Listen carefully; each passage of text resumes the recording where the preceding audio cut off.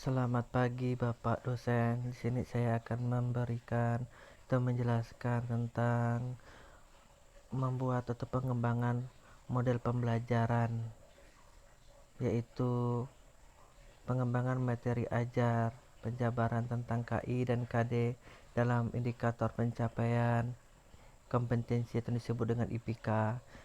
Tujuannya pembelajaran dan materi pembelajaran Pak dan Budi Pekerti.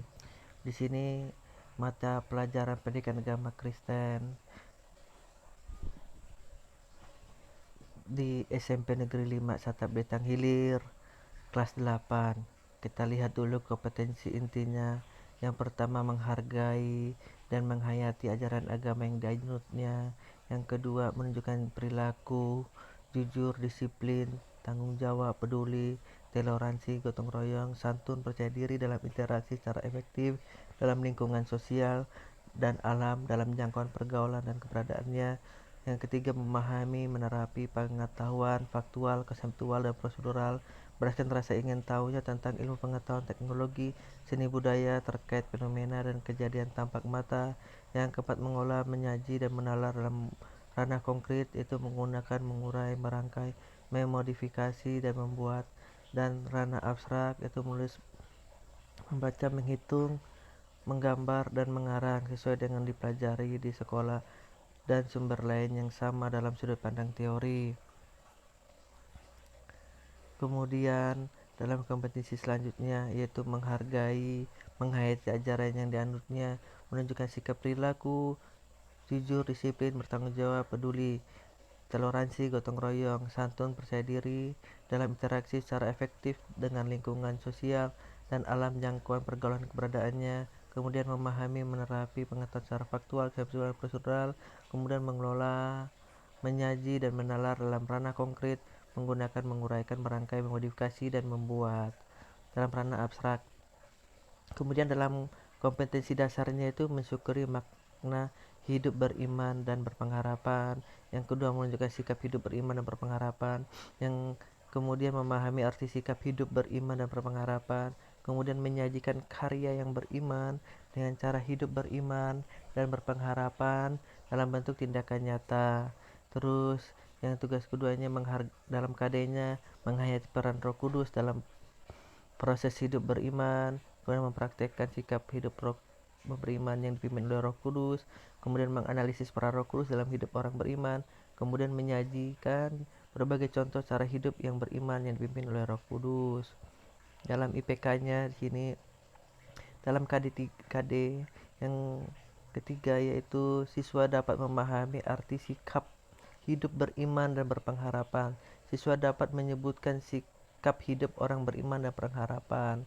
Nah, kemudian dalam KI 4, KD 4-nya yaitu siswa dalam IPK-nya siswa dapat menyebutkan contoh sikap hidup orang beriman dan berpengharapan di kehidupan sehari-hari. Kemudian menceritakan pengalaman tentang pengharapan yang dimiliki di tengah keraguan dan keputusasaan. Dalam IPK yang selanjutnya itu yang ketiga tentang KI 3 yaitu dan KD 3 menganalisis peran Roh Kudus dalam hidup orang beriman. IPK-nya ialah memahami bahwa Roh Kudus adalah wujud kehadiran Allah dan dalam cara lain yang khusus setelah Tuhan Yesus naik ke surga. Terus memahami bahwa Tuhan Yesus menjanjikan Roh Kudus yang menguatkan. Dalam yang keempat, KD keempat yaitu melaporkan hasil diskusi kelompoknya mengenai peran Roh Kudus dalam proses hidup beriman dan dari tokoh Alkitab atau tokoh Kristen masa kini. Kemudian ada pun tujuan pembelajaran yang kita lihat tadi KI 3, KD 3 yaitu tujuannya setelah berdiskusi dan menggali informasi, peserta didik dapat menjelaskan makna dan pentingnya memelihara iman. Kemudian peserta didik dapat menyebutkan sikap orang beriman dan berpengharapan. Nah, yang untuk KI 4, KD 4-nya itu tujuannya yaitu setelah mengikuti proses pembelajaran, peserta didik mampu menyebutkan contoh hidup orang yang beriman dan berpengharapan di kehidupan sehari-hari. Kemudian menceritakan pengalamannya tentang pengharapan yang dimiliki di tengah keraguan dan keputusasaan. Kemudian tentang Tujuan pembelajaran yang ketiga mengenai Roh Kudus, yaitu setelah menggali informasi, peserta tidak akan dapat memahami bahwa Roh Kudus adalah wujud kehadiran Allah di tengah manusia, dan bahwa Roh Kudus itu telah dijanjikan oleh Tuhan Yesus untuk menolong dan menghibur umat yang percaya padanya. Untuk KI4 atau KD4-nya, tujuan dari Roh Kudus yaitu setelah diskusi dalam kelompok pendidik dapat menjelaskan bagaimana para Roh Kudus baik yang ditulis tokoh Alkitab maupun tokoh Kristen masa kini. Kemudian materi pembelajaran, kita lihat dalam materi pembelajaran yang pertama itu makna hidup beriman dan berpengharapan, memahami makna iman dan berpengharapan.